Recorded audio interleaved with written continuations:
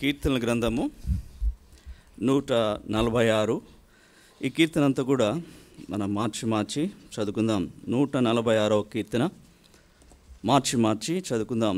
యెహోవాను స్తుతించుడి, నా ప్రాణమా యెహోవాను స్తుతింపుము.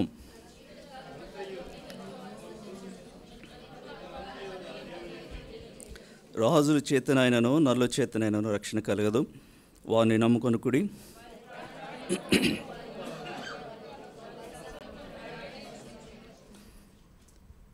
ఎవనికి యాకోబు దేవుడు సాయడుగును, ఎవడు తన దేవుడని యెహోవా మీద ఆశ పెట్టుకును వాడు ధన్యుడు.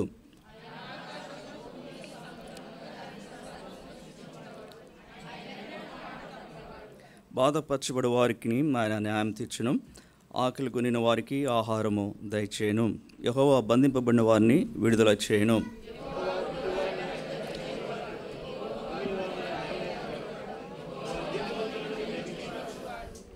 యెహోవా పరదేశుని కాపాడువాడు, ఆయన తండ్రి లేని వారిని విధవరాండను ఆదరించువాడు. భక్తిహీనుల మార్గమును ఆయన వంకర మార్గంగా చేయను.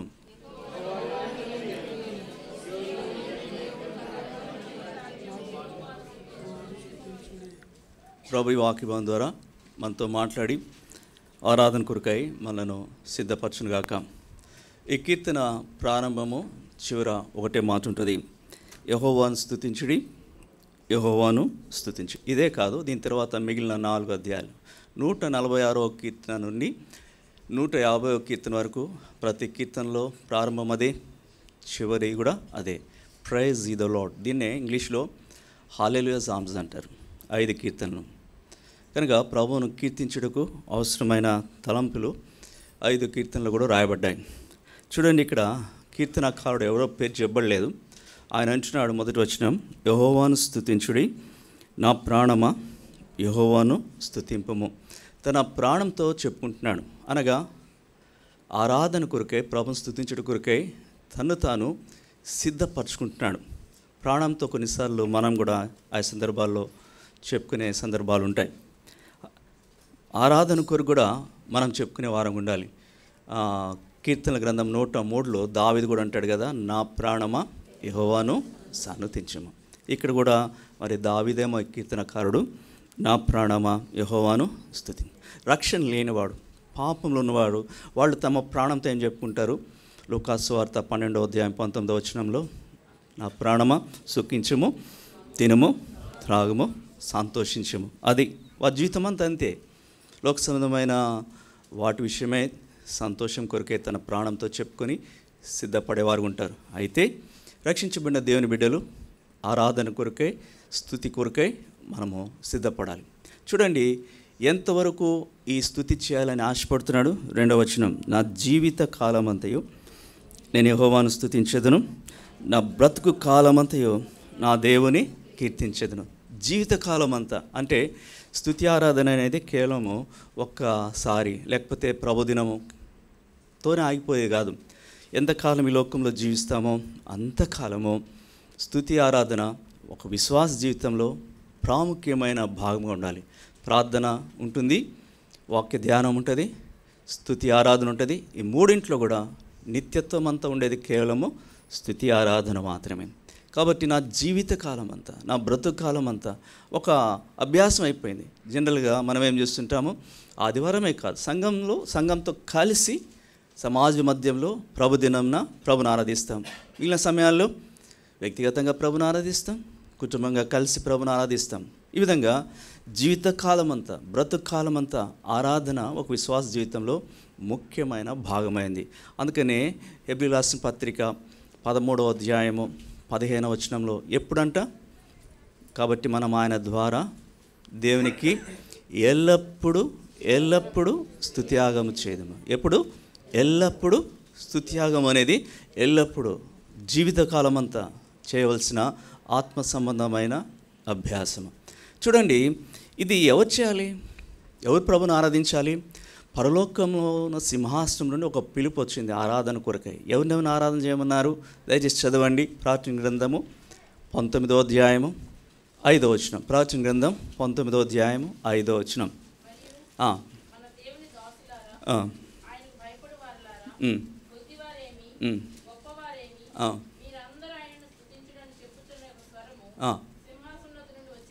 సింహాసనం నుండి వచ్చిన స్వరము ఎవరెవరికి? అందరికీ. కొద్దివారేమి గొప్పవారు, ఏ భేదం లేదు. ఏ ప్రాంత వాడైనా రక్షించబడి ఉంటే చాలు.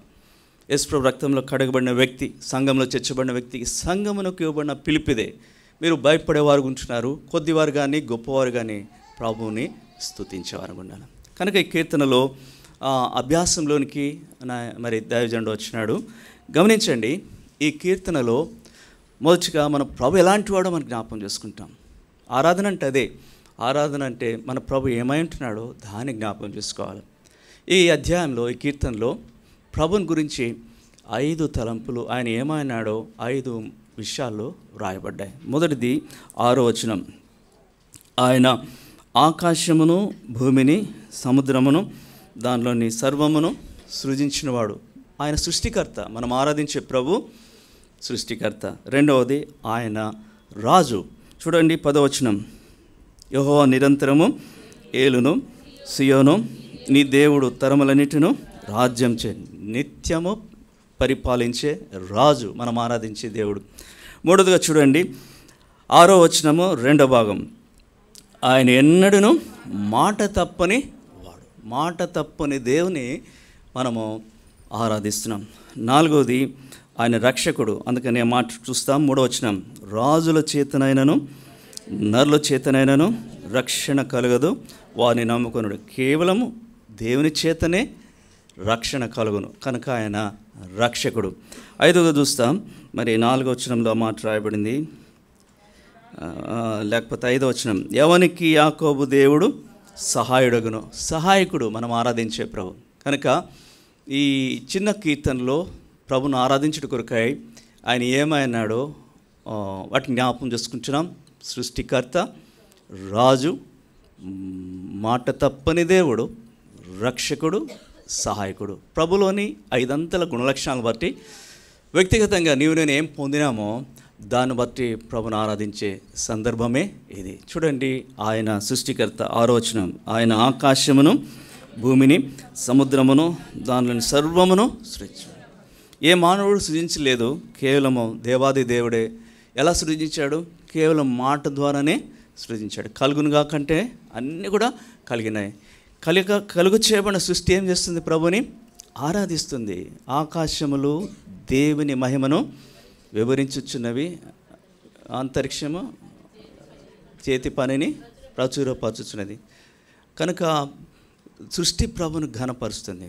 సృష్టింపబడిన మానవుడు రక్షించబడిన తర్వాత దేవుని ఘనపరిచేవాడుకుంటున్నాడు.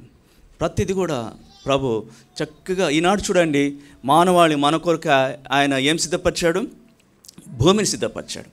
భూమిని సిద్ధపరిచే విషయంలో ప్రభు 3 కార్యాలు చేశాడు. ఆయన ఏం చేశాడు? కలుగు చేశాను, సిద్ధపరిచాను, స్థిరపరిచాను. చదవండి యెషయా గ్రంథం 45వ అధ్యాయం 18వ వచనం. యెషయా గ్రంథము 45వ అధ్యాయము 18వ వచనం. ఆకాశములకు సృష్టికర్తకు యెహోవా దేవుడు ఆయన భూమిని కలుగు చేసి దాన్ని సిద్ధపరిచి స్థిరపరిచాను.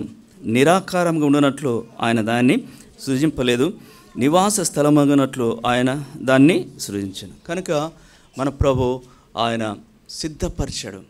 మనకు అవసరమైన రీతిగా భూమిని సిద్ధపరిచాడు, దీన్ని స్థిరపరిచాడు. నివాస స్థలముగా ఉండలాగిన ప్రభు దీన్ని మనకు అనుగ్రహించాడు. మనకెంత అవసరమో అంత ప్రభు ఎరిగిన వాడుగా అంటున్నాడు. ఎప్పుడైతే సృష్టికర్తగా మనం చూస్తామో, ఆకాశము భూమిని కలుగు చేసిన దేవునిగా మనం గమనిస్తాం, మనకు ఒక నిరీక్షణ ఉంది. ఏంటి మన నిరీక్షణ అంటే, రేపు ప్రభు ఈ సృష్టి అంతటిని ఆయన కనుమరుగు చేయబోతున్నాడు. ఈ ఆకాశం ఉండదు, కనబడే ఈ భూమి ఉండదు. ఆయన ఇదే గ్రంథంలో, యెషయా గ్రంథంలోనే ప్రవచనం ఇవ్వబడింది. చూడండి 66వ అధ్యాయం, యెషయా గ్రంథం 66వ అధ్యాయం 22వ వచనం. నేను సృజింపబో క్రొత్త ఆకాశమును క్రొత్త భూమియు లయముగాక నా సన్నిధిని నిలిచినట్లు నీ సంతతియు నీ నామమును నిలిచి ఉండును. క్రొత్త ఆకాశము, క్రొత్త భూమి కూడా ప్రభు కలుగు చేయబోతున్నాడు. అది ఇంకెంతో మనోహరంగా ఉంటుంది. ఎందుకంటే ఈ భూమి మీద పాపం విస్తరించబడింది, ఈ నేల శపించబడింది. అందుకొరకే ప్రభు ఒక క్రొత్త ఆకాశము, క్రొత్త భూమి. సంఘము ఈ దినాల్లో దేని కొరకు ఎదురు చూస్తుంది? దయచేసి చదవండి 2 పేతురు 3వ అధ్యాయము 13వ వచనం. పేతురు రాసిన 2వ పత్రిక 3వ అధ్యాయము 13వ వచనం. ఆయనను మనం ఆయన వాగ్దానం బట్టి క్రొత్త ఆకాశం కొరకు క్రొత్త భూమి కొరకు కనిపెడుచున్నాము. అందులో నీతి నివసించడి క్రొత్త ఆకాశములు క్రొత్త భూమి కొరకై మనం కనిపెడుతున్నాం. అది త్వరగానే ప్రభు చేయబోతున్నాడు. అద్భుతమైన రీతిగా ప్రభు చేయబోతున్నాడు. కనుక మన సృష్టికర్త అయిన దేవుడు ఆయన మన కొరకై నిర్మించే క్రొత్త ఆకాశం కొరకే క్రొత్త భూమి కొరకే మనం సిద్ధపరుస్తున్నాడు. అందును బట్టి ప్రభుని మనం ఆరాధిస్తాం. రెండవదిగా చూడండి, ఆయన రాజు. 10వ వచనం, 146వ కీర్తన 10వ వచనం. యెహోవా నిరంతరము ఏలును, సియోను నీ దేవుడు తరములన్నిటిను రాజ్యం చేయను. ఆయన రాజు, రాజులకు రాజు. ఆయన నిత్యం ఏలేవాడు, తరములన్నిటిను రాజ్యం చేసేవాడు. ఈ భూ సంబంధమైన రాజులు అలా చేయలేరు. వారు తరములన్నిటి ఉండలేరు. వారి జీవితకాలము స్వల్పమే, కొద్ది కాలమే. తర్వాత వారి ప్రభుత్వాలు కూల్చబడతాయి. వారు నిత్యులైన రాజులు కాదు, నిత్య పరిపాలకులు కాదు. చూడండి, ఐగుప్తులో ఇశ్రాయేలీయులు ఆ బానిసత్వంలో ఉన్నప్పుడు వారు ఎదుట ఉన్న రాజు ఒక్కడే, ఫరో రాజు, ఫరో చక్రవర్తి. వారి దృష్టిలో ఆయన గొప్పవాడు, ఆయన మించినవాడు లేడు, ఆయన కంటే శ్రేష్ఠుడైన లేడు. ఆయనే, ఫరోనే వారికి పెద్ద దిక్కుగా ఉన్నాడు. కానీ ఆ ఫరో వీరి పక్షంగా క్రూరత్వం చూపించాడు, క్రూరుడైన రాజుగా ఉన్నాడు. అయితే ఒకరోజు వచ్చింది, ఈ ఫరో ఎంతో కాలం ఉండడు, ఈ ఫరో నిరంతరం పరిపాలించలేడని ఒకనాడు ఆ పాట వారు పాడారు. చదవండి, నిర్గమకాండము 15వ అధ్యాయము 3-4 వచనాలు. నిర్గమకాండము 15:3-4. యుద్ధశూరుడు,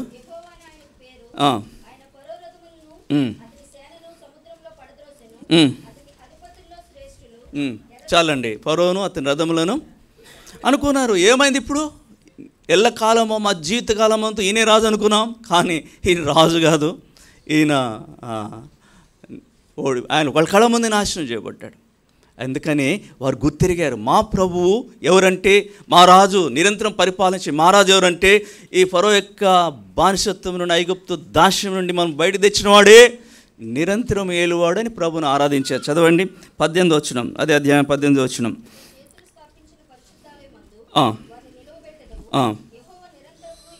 యెహోవా నిరంతరమును ఏలువాడు. నిరంతరం ఏలే వాడు మనం ఆరాధిస్తున్నాం ప్రియులారా. అందుకని ఇది ఉదయకాలమున ఇటువంటి ప్రభు మనం కలిగి ఉన్నాం. సృష్టికర్త అయిన దేవుడు ఆయన నిరంతరము ఏలువాడు. ఎంతకాలం వెళ్తాడు? చదవండి, దానియేలు గ్రంథము 7వ అధ్యాయము 14వ వచనం. దానియేలు గ్రంథం 7వ అధ్యాయము 14వ వచనం. లాస్ట్ పార్ట్ తీసుకుంటే సరిపోతుంది. లేకపోతే ఆయన ప్రభుత్వము శాశ్వతమైనది, అదెన్నటికీ తొలగిపోదు. ఆయన రాజ్యము ఎప్పుడునూ లయం కాదు. తీశారు కదా, దానియేలు 7:14 వచనం లాస్ట్ పార్ట్.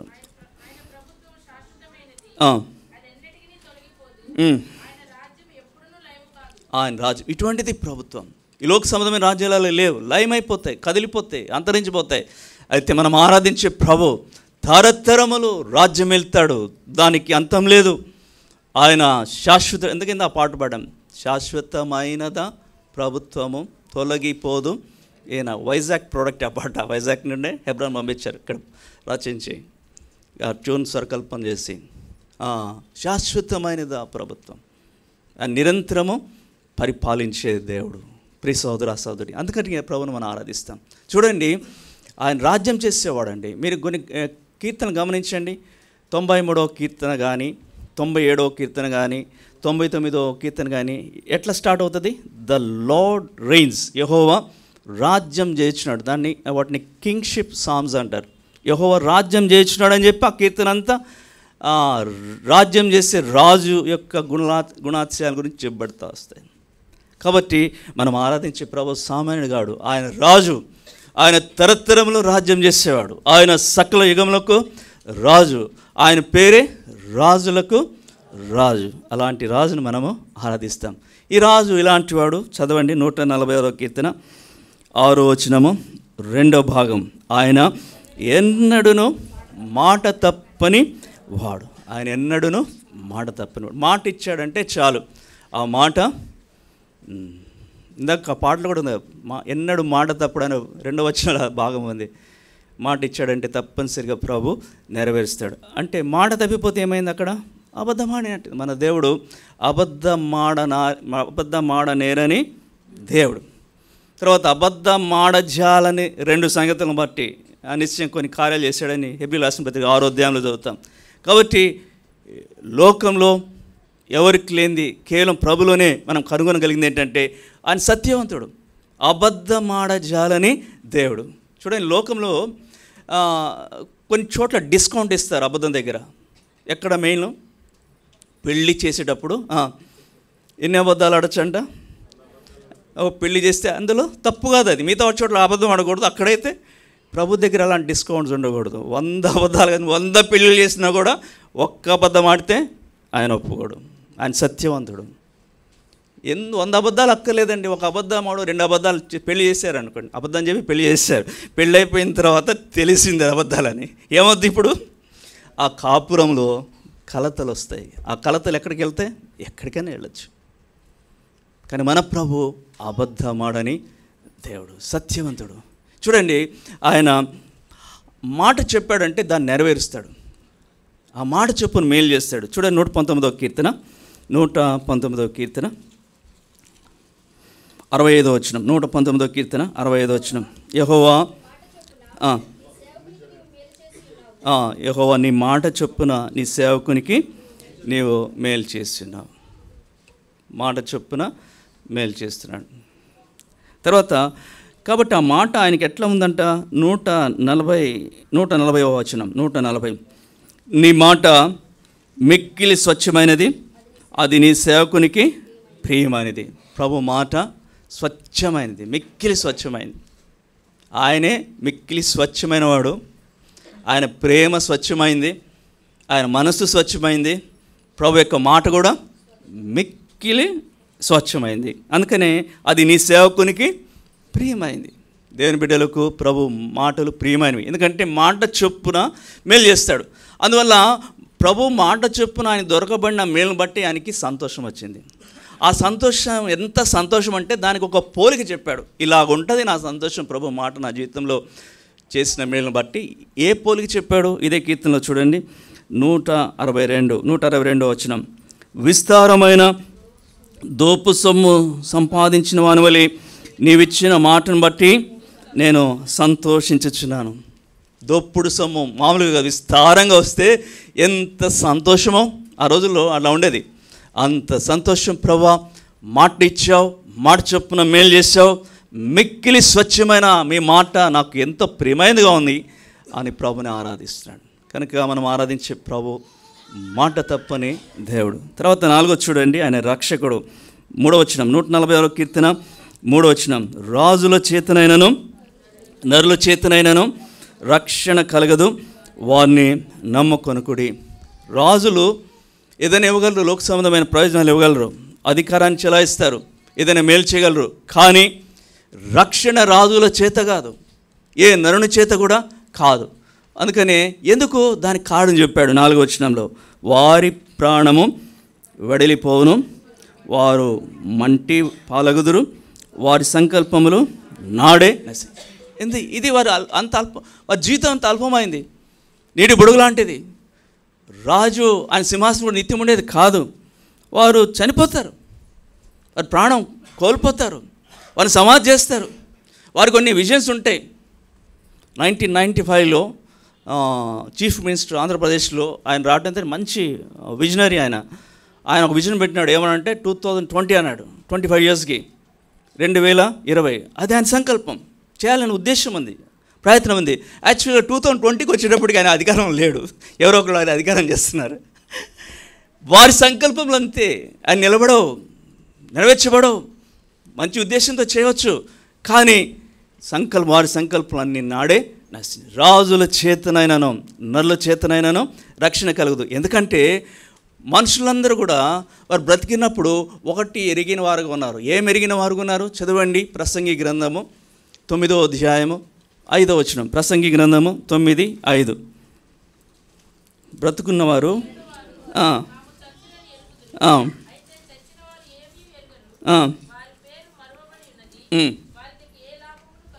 అదండి.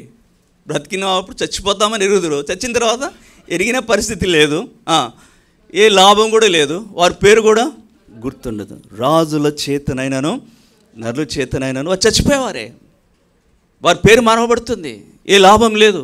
దాని కింద వచ్చిన వాళ్ళు చూస్తే సూర్యునికింత వారు వంతే లేదు వారు చేసే పనుల్లో, వారి సంకల్పంలోనే నాడి నశించిన. కానీ మనం ఈరోజు ఎందుకు ప్రభుని ఆరాధిస్తున్నామంటే, నా ప్రాణమా ప్రభుని ఆరాధించు స్తుతించని ఎందుకు ప్రాణం సిద్ధపరచుకున్నామంటే, నన్ను రక్షించిన దేవుడు, రాజుల చేతనైనా నరుల చేతనైనా కలిగిన రక్షణ ఆయన నాకు ఇచ్చాడు. అందును బట్టే రక్షణ ఎవరిదండి? 3వ కీర్తనలో 8వ వచనం చదవండి. ఎవరిది రక్షణ? 3వ కీర్తన 8వ వచనం. రక్షణ యెహోవాదే, రక్షణ యెహోవాదే, ప్రభుది రక్షణ, పరలోకపు దేవుడిదే, ఆయనే రక్షించాడు, రక్షణకు ఆయనే ప్రణాళికేశాడు. రక్షణ సంకల్పము దేవునిది, ఆయన సంకల్పము మారదు ఎన్నటికి, ఆయన సంకల్పం మారు. అనాది కాలంలోనే జగత్ పునాది వేయబడకు మునిపే ప్రేమ కలిగిన పరలోకపు దేవుడు మానవాళి రక్షణ కొరకే ఒక సంకల్పం కలిగి ఉన్నాడు.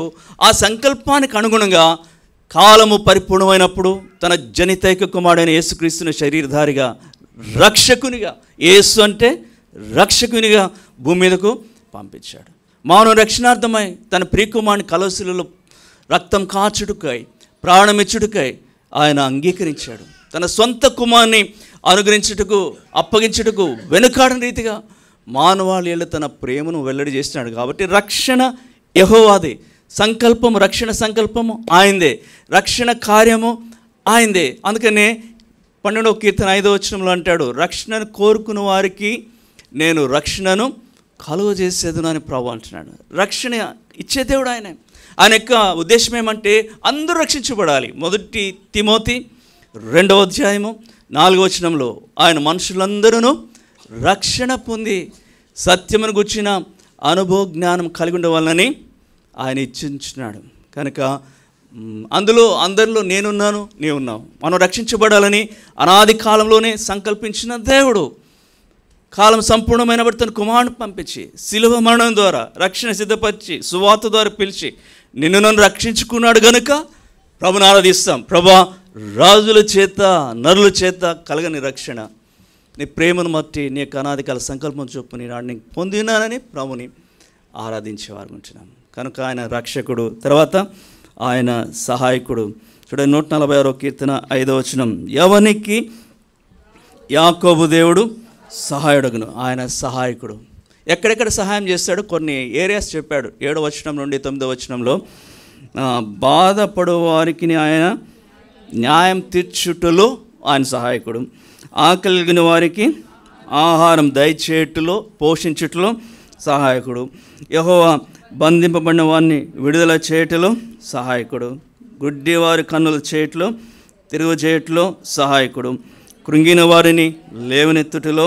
తర్వాత 9వ వచనం, ఆయన తండ్రి లేని వారిని విధవరాండ్రను ఆదరించుటలో, వీటన్నిటిలో కూడా ప్రభు సహాయకుడిగా అంటున్నాడు. రక్షించిన మన జీవితంలో అన్ని స్థలాల్లో అన్ని సమయాల్లో అన్ని విషయాల్లో ఆయన సహాయకుడు. ఎటువంటి సహాయకుడు? ఆయన నమ్ముకొనదగిన సహాయకుడు. కాబట్టి లోకంలో ఇలాంటి సహాయం ఎవరి దగ్గర దొరకదు. అందరూ కూడా మనకు సహాయకులు ఉండకపోవచ్చు, కానీ మనం ఆరాధించే ప్రభు నిత్యమైన సహాయకుడు, సరిపోయిన సహాయకుడు, చాలిన దేవుడు. ఆయన కృప మనకు చాలు.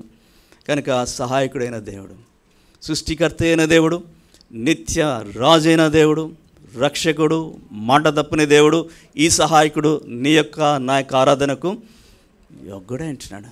అయితే ఈనాడు వ్యక్తిగతంగా నిన్ను నన్ను ఎట్లా దర్శించాడంటే, ఒక్క వ్యక్తికి ఆయన దేవునిగా చెప్పబడ్డాడు. ఏమని చెప్పాడో చూడండి. 4వ వచనం 5వ వచనం, ఎవనికి యాకోబు దేవుడు. ఏ దేవుడు? యాకోబు దేవుడు. ప్రభు యాకోబుకు దేవుడిగా ఉంటానికి ఆయన ఇష్టపడ్డాడు. యాకోబును మార్చినాడు. యాకోబు పక్షంగా ప్రాముఖ్యంగా 4 కార్యాలు ప్రభు చేసినాడు. ఏం చేసినాడంటే, యాకోబును ప్రభు నూతనపరిచాడు, ఆయన జీవితం మార్చాడు, ఆయన స్వభావం మార్చాడు, చివరికి ఆయన పేరు కూడా మార్చాడు. యాకోబును ఇశ్రాయేలుగా చేశాడు. రెండవది, యాకోబును ప్రభు యొబ్బోకిరేవు దగ్గర పెనియల్ దగ్గర ఆశీర్వదించాడు. మూడవది, యాకోబుకు ఆయన తన వాక్యం ఇచ్చాడు. ఏ జనమునకు ఈ వాక్యం ఇవ్వలేదు. 4వది యాకోబుని ఆరాధికునిగా చేశాడు. చివరికి వెళ్ళిపోయేటప్పుడు యాకోబు ఏం చేశాడు? తన అవసాన కాలమందు తన పిల్లలను ఆశీర్వదిస్తూ తన చేతి కర్ర మొదలుకొని దాని మీద పెట్టి ఏం చేస్తున్నాడు? యెహోవాకు చదవని లేకపోతే హెబ్రీ రాసిన పత్రిక 11వ అధ్యాయము 21వ వచనం, నమస్కారం చేస్తూ ఆయన లోకాన్ని ముగించాడు. హెబ్రీ 11:21.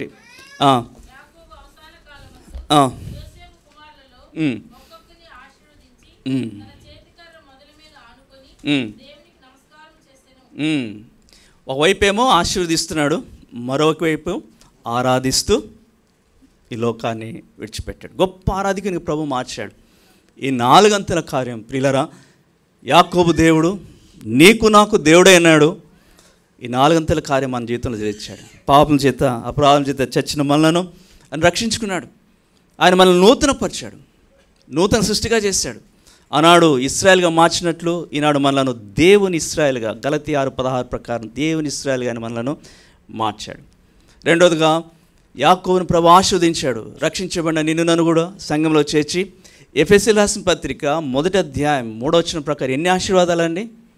పరలోక విషయంలో ఆత్మ సంబంధమైన ప్రతి ఆశీర్వాదము మనకిచ్చాడు. ఆయనకైతే ఒక్క ఆశీర్వాదమేమో, మనకైతే ప్రతి ఆశీర్వాదం పొందేదానికి సంఘమునకు దేవుడు గొప్ప ఆధిక్యత ఇచ్చాడు. 3వదిగా యాకోబుకు ఆయన తన వాక్యం ఇచ్చాడు. ఈనాడు మనకు కూడా జీవం గల తన సత్యవాక్యాన్ని ప్రభు మనకిచ్చాడు. వాక్యమందు మనల్ని ప్రతిష్ఠించినాడు. 4వదిగా యాకోబుని ఆరాధికునిగా ప్రభు మార్చినాడు. అట్లనే ఒకప్పుడు మన నోట స్తుతి గీతం లేదు, ప్రభు మందిరంలో ప్రజలతో ఆరాధన అనుభవం లేదు. అయితే ప్రభు తన కృపను బట్టి ఈ కార్యాలను చేసి ఈనాడు ఆరాధించే ఆధిక్యత ప్రభు మనకిచ్చాడు. అందును బట్టి మనం ఏం చెప్పాలి ఇప్పుడు? నా ప్రాణమా యెహోవాను స్తుతించుము. రండి.